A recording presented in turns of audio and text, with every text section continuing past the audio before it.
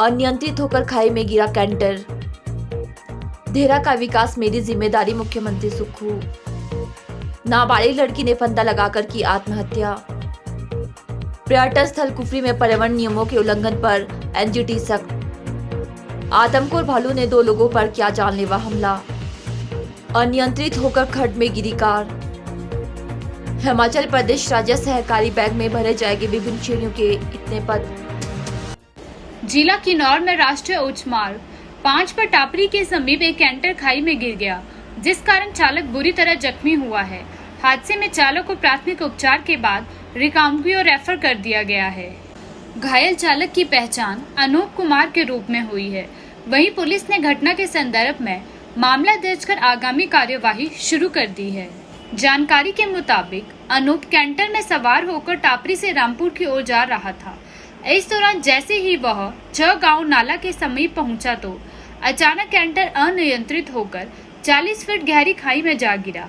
हादसे में चालक बुरी तरह जख्मी हुआ है। घटना के बाद घायल को अस्पताल भिजवाया गया। वहीं सूचना मिलते ही पुलिस की टीम ने मौके में पहुंचकर मामले की जांच शुरू कर दी है।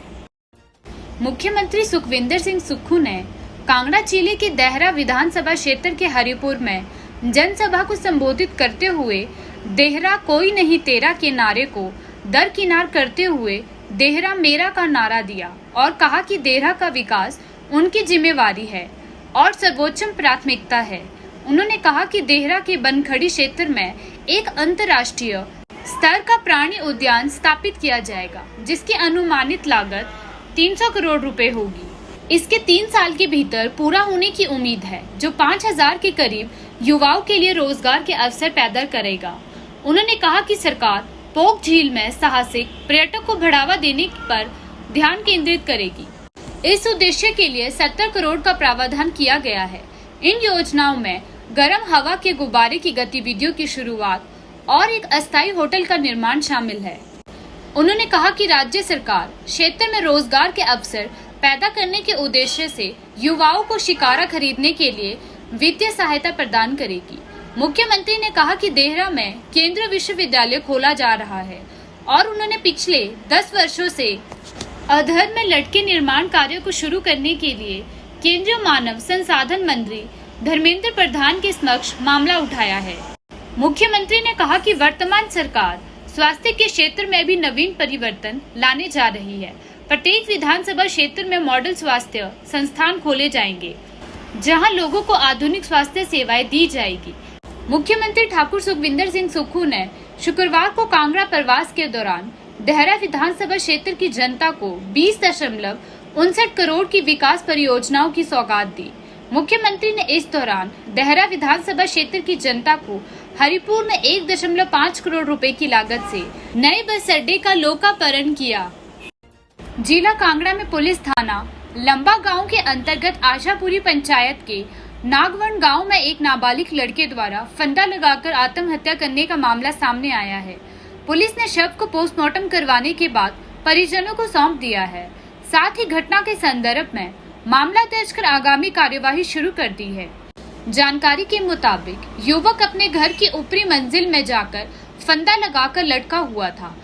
उसका भाई काम से घर से बाहर गया हुआ था और दादा कमरे में टीवी देख रहे थे। जब लड़के का दादा ऊपर के कमरे में गया तो उसने देखा कि उसका पोता फंदे से झूल रहा है। वृद्ध द्वारा शोर मचाने पे गांव के लोग इकट्ठा हो गए और पुलिस को सूचना दी गई। बता दें कि 25 मई को 10वीं कक्षा का परिणाम घोषित हुआ था, जिसमें निकले परीक्षा परिणाम में वह फेल हो गया था, जिसे उसके द्वारा खौफनाक कदम उठाने का कारण माना जा रहा है। मामले की पुष्टि थाना प्रभारी लंबा गांव प्रेमपाल शर्मा ने की है। हिमाचल प्रदेश के पर्यटन स्थल कुफरी में पर्यावरण नियमों के उल्लंघन पर कड़ा संज्ञान लिया है।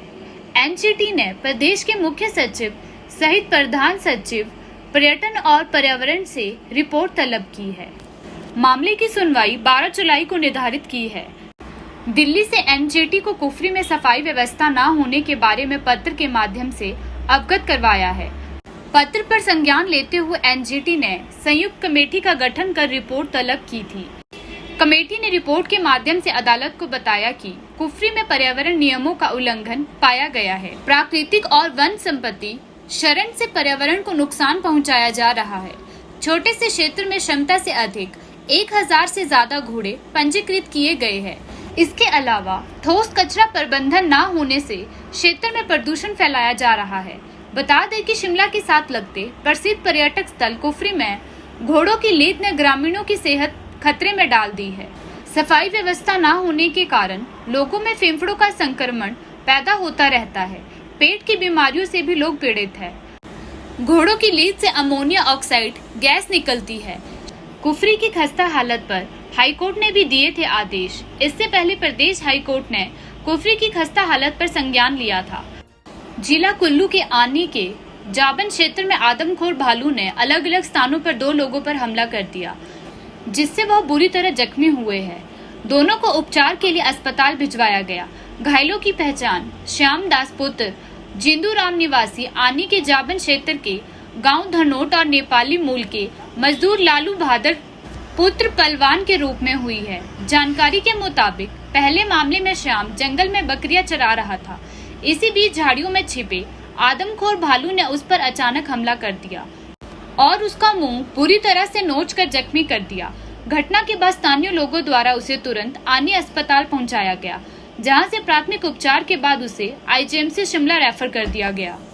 दूसरे मामले में जाबन क्षेत्र के नगाली कैंची के समीप नाले में जंगली सब्जी लिंगड़ को चुन रहे नेपाली मूल के मजदूर लालू पर भी झाड़ियों में छिपे भालू ने हमला कर दिया और उसे सिर व शरीर के अन्य हिस्सों में नोचकर बुरी तरह जख्मी कर दिया।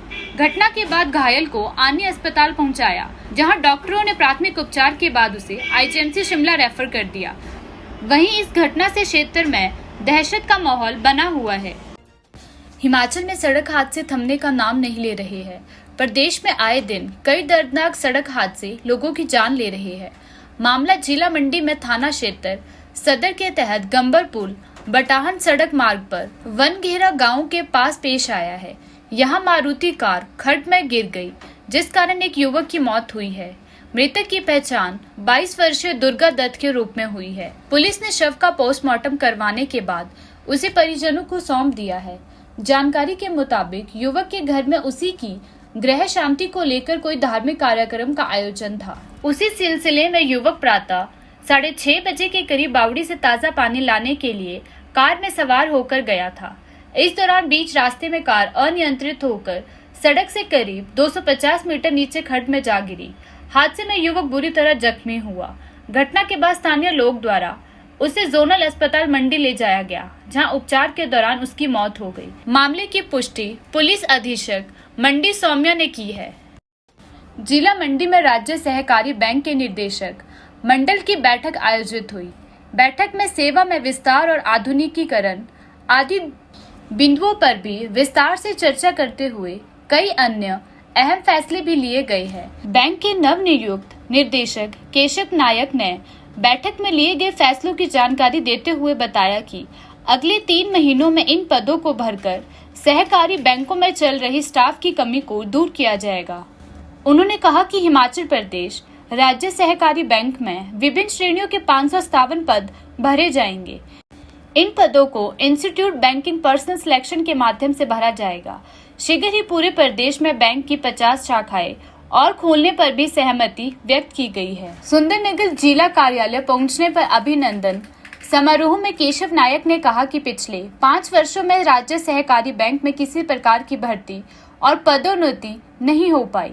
अब अगले 1 सप्ताह में छोटे से लेकर बड़े अधिकारी तक 390 पदों पर पदोन्नति की प्रक्रिया शुरू की जाएगी।